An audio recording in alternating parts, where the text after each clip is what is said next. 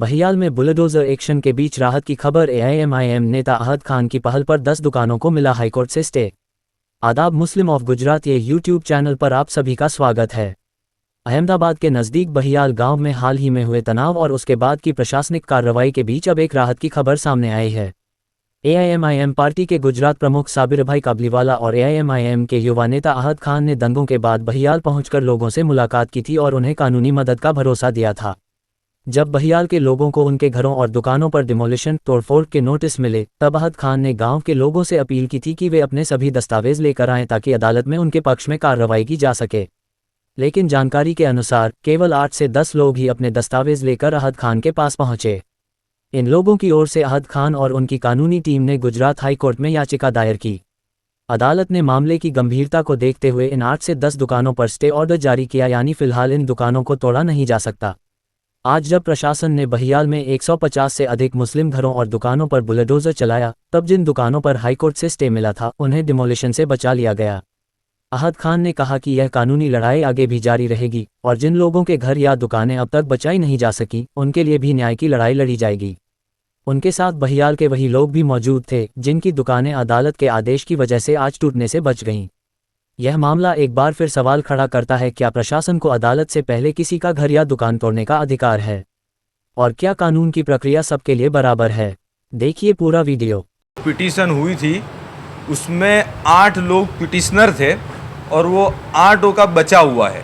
अब उसमें बात ऐसी है कि 8 लोगों ने अर्जी की थी, वहाँ बाकी लोगों से भी रब्ता हुआ था, अनडॉक्यूमेंट आए नहीं थे, तो 8 लोगों की पिटीशन दाखिल हुई थी।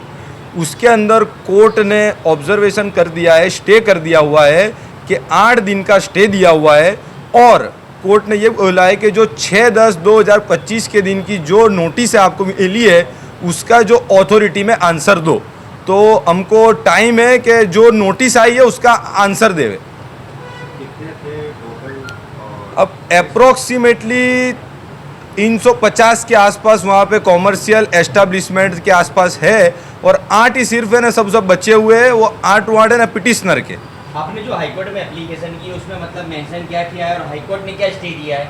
देखिए, मेंशनिंग में तो काफ़ी सारी बातें हुई है, लेकिन एक बात है कि 6/10/2025 के दिन वहाँ की अथॉरिटी ने नोटिस इश्यू कर दिया रात को 8 बजे कि 8 तारीख तक तुम हमको इसका आंसर दो।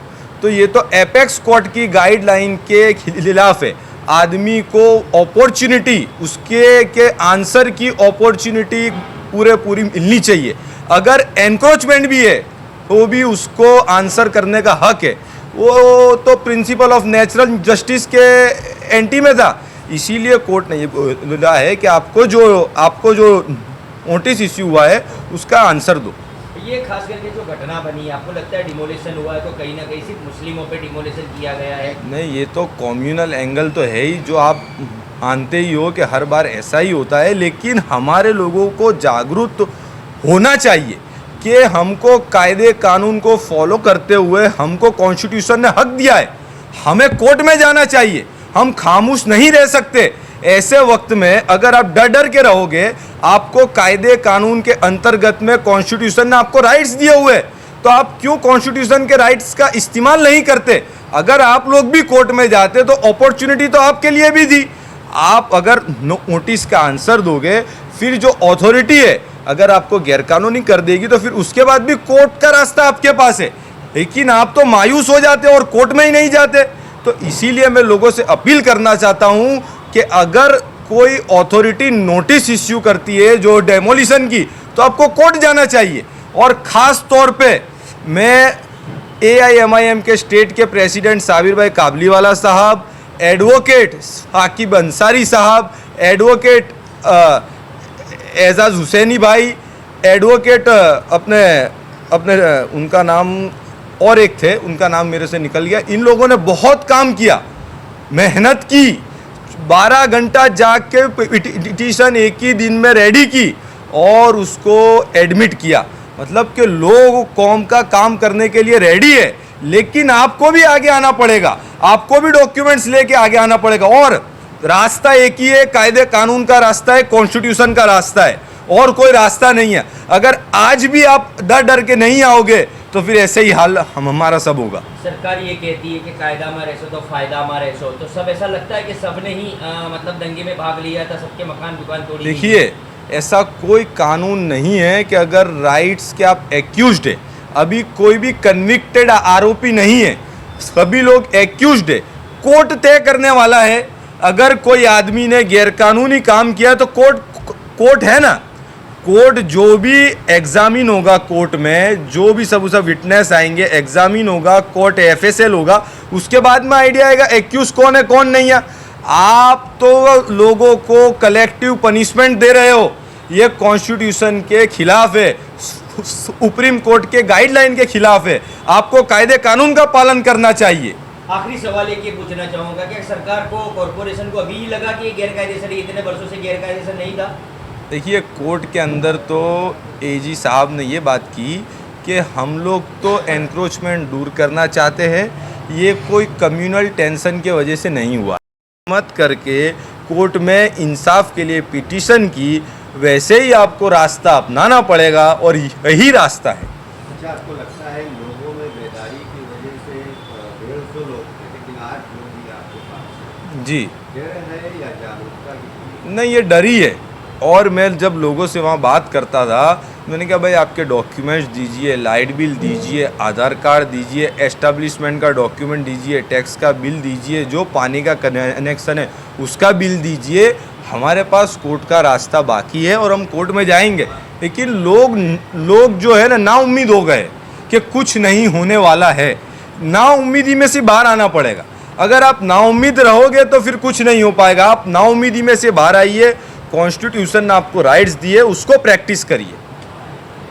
मेरा नाम है गफ़ार मियाँ अलाउद्दीन राठौर, बैयल के रहने वाला हूँ। जन्म मेरा बैयल हुआ और ये दंगा ही हुआ